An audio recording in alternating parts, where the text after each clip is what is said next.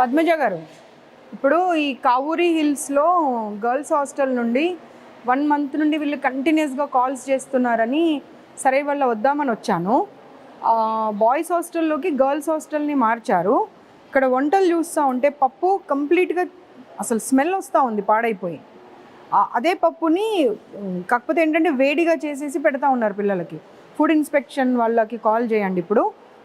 ఇప్పుడు వచ్చి ఈ పప్పు తీసుకొని వాళ్ళు దీని గురించి రిపోర్టింగ్ చేయాలి.